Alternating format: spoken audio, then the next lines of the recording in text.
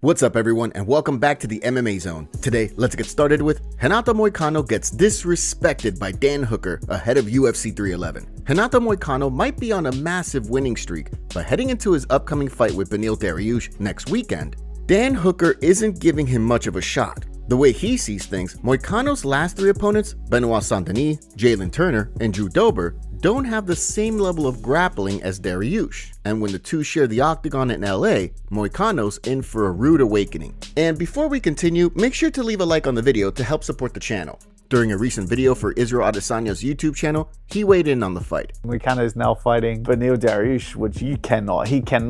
The way in which he be as the Turner and Drew Dober, the style in which he enacted to get those 3 wins, he cannot do against Beneil Dariush. He cannot out-grapple Beneil Dariush like he out-grappled those 3 guys. Why is that? Cannot, because he's too good. In my opinion, Beneil is technically the best grappler, I would say. And so for Hooker also talked about his trash talk, saying that although he takes shots at other lightweights, at the end of the day, there's no real beef. Do I have a beef with pretty much everyone in my division? Yeah, I do. I say mean things. I say mean about Arman. I say mean about Islam. Do I want to fight them? I'd love to fight every last one of them. Are they standing between me and what I want? Yeah, they are. I hate every last one of them with a passion. But is it like a real beef? Am I emotionally invested in any of it? No. I just say mean and they say mean and I don't care if they take it personally. Then I win. While Hooker might not be ready to fight on the UFC 312 card in February, look for him to get back in the octagon before the summer. Former UFC fighter exposed for scamming. Former UFC vet Francimar Barroso is on the receiving end of some pretty serious allegations this week. According to several fighters, including UFC vets Ednaldo Oliveira and Leonardo Guimarães, Barroso allegedly booked them for fights in his Bodal Fighting Championship in Russia last year. Right before the events, however, the cards were canceled and fighters were never paid.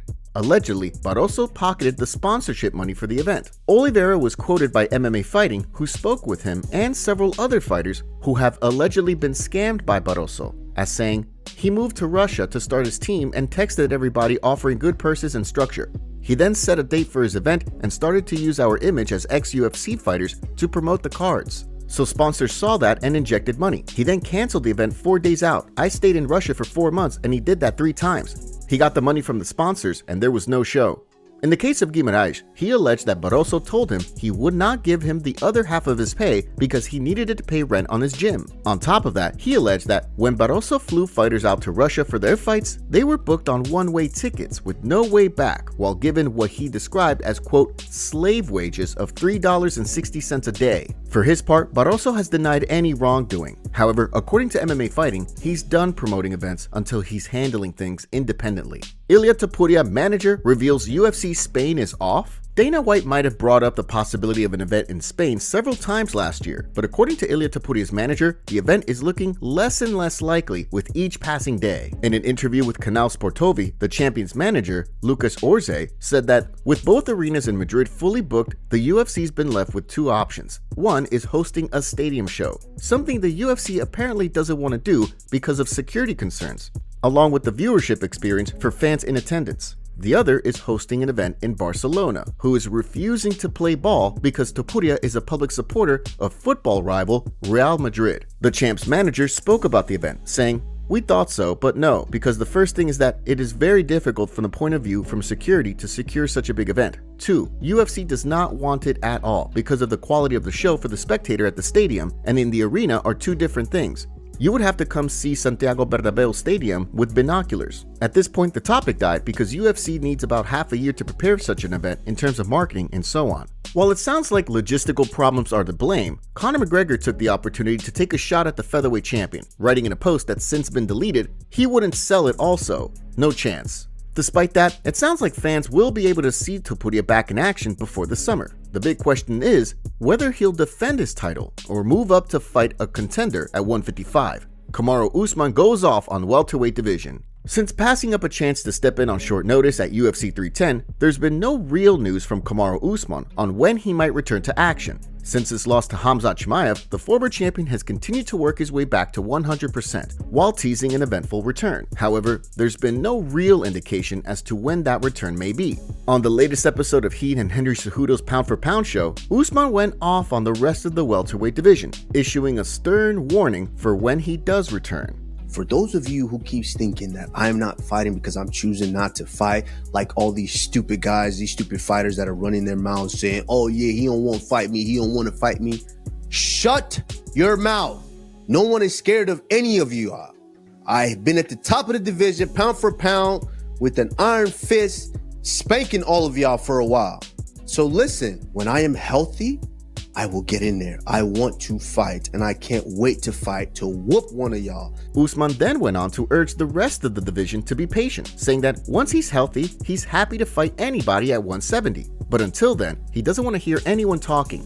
In addition, he did notably tease a return this year, saying that 2025 will be a great year for everybody. Until then, it sounds like fight fans will have to patiently wait for his return.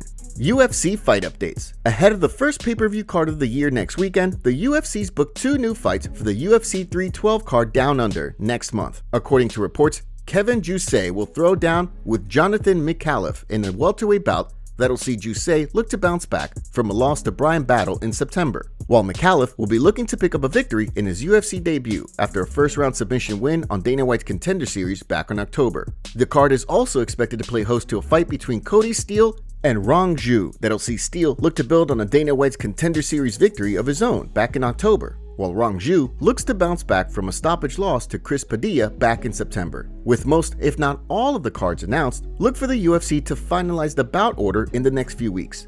Dustin Poirier's DMs get leaked by the Korean Zombie. Dustin replied to the Korean Zombie's message saying, I would love to see Korea. Yeah, fighting is crazy, man, unpredictable, stressful, unforgiving, but we love it and keep coming back to it. Korean Zombie responded saying, haha, yes, my heart wants to keep fighting, but my body shook whenever I got punches. I feel like I'm not 23 years old when I fight you. I miss you, I hope you're doing well, brother. Dustin responded saying, I'm doing well, thank you. I'm getting old too, man, we get old quick in this game. Henry Cejudo sends a message to Song Yadong. After it was announced that Triple C and Song Yadong will throw down in the UFC Fight Night Seattle headliner, which will be the UFC's first card in Seattle in 12 years, Cejudo wasted no time before taking aim at his opponent on the latest episode of he and Kamaru Usman's Pound for Pound show. Although the former 2-division champion is coming off back-to-back losses since unretiring and returning to the octagon, he's confident that when he and Yadong share the octagon in Seattle, he'll be the one getting his hand raised. I personally like this fight. I have a good game plan set in place for a guy that is about 10 years younger than me. Song is a tough opponent, and I like it, but I can see myself stopping this dude. I really can. You want to know the truth, the whole truth, and nothing but the truth? He's gonna need a lot more than a fortune cookie, let me tell you. The last time we saw Yadong in the octagon, he had a 2-fight winning streak snapped by Peter Yan in a fight that would have put him just outside of title contention. With Cejudo looking to get back in the win column and pick up his first W since 2020, and Yadong looking to get over the hump and cement his place as a true contender at 135, the stakes couldn't be higher for both men.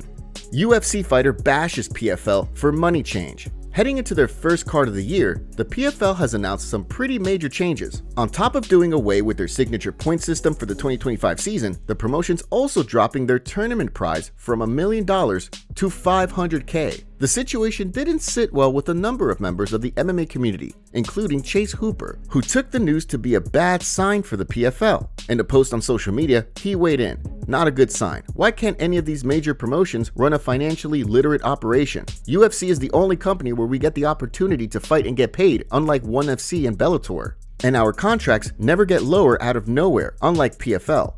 Ariel Helwani agreed, indicating that although the $1 million tournament wasn't sustainable, the change isn't a great look for the promotion.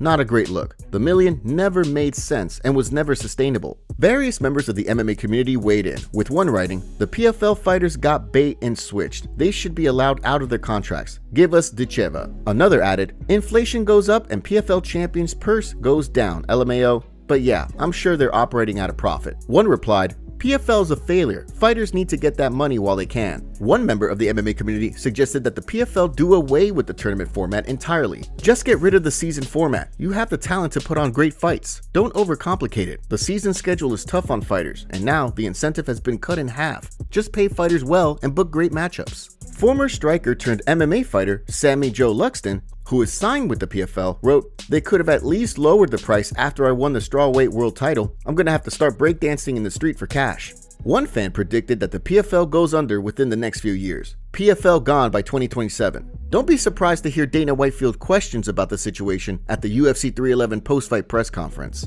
Concerns rise for UFC 311 being relocated or even canceled after the recent fires in California. According to the Washington Post, the fires in California aren't contained yet as of 3 a.m. Friday morning, with the Palisades fire being only 6% contained. This is concerning the MMA community because UFC 311 is located at the Intuit Dome in Inglewood, which is in Los Angeles. According to NBC, firefighters are expecting more wind and dry conditions going into next week, which complicates everything even more. With UFC 311 being in LA, there's a lot of concerns right now since people are currently being evacuated. Now, the UFC could possibly cancel the event entirely, or we can see Dana White make a last-minute change in venue. We could see UFC 311 in the Apex if other venues are booked, but when it comes to another venue, it complicates everything with tickets, fighter hotels, press conference location, and more behind the scenes. Also, all the fans that are traveling out to LA for this event, so it's more likely we would see the UFC 311 being held in Las Vegas at the Apex, since it's much easier to travel from LA to Vegas for everyone. With UFC 311 being such a big card, do you think the UFC will take a hit on the gate? Or is it more likely they would reschedule the event entirely? Let us know down in the comment section below. Here's what the MMA community had to say. Intuit Dome, which is scheduled to host UFC 311 Islam Makhachev vs. Arman Tsarukyan in 10 days, has just canceled Rod Wave's concert and rescheduled the Trinity Mission League showcase due to the ongoing fire situation in Los Angeles. Both were originally scheduled for today. Do you think it's possible for UFC 311 to be canceled, moved because of the fires? I hope it gets better just in time for UFC 311, but worst case scenario, they will change the venue. They won't cancel the event. Where does the UFC move next week's UFC 311 pay-per-view with LA on fire and 0% containment? Firefighters have said for years that LA was always subject to high winds that could destroy the city under the right circumstances. Well, drop where they move it. Honestly, wouldn't be surprised if UFC 311 gets moved to Vegas. It doesn't sound like they're remotely close to containing these fires. How can you run events and take resources away from that for a cage fight? Let's be serious. Dana, you better not cancel the event. I need to see the Goblin lose, man, on January 18th.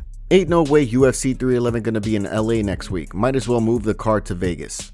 Are the UFC gonna find a new venue for UFC 311 next week? These fires are horrible and no way anyone should be near LA for a bit probably. I'm not an expert, so I don't know how long the fires go for. Could we see UFC 311 end up in the Apex if everything is booked? Just thinking.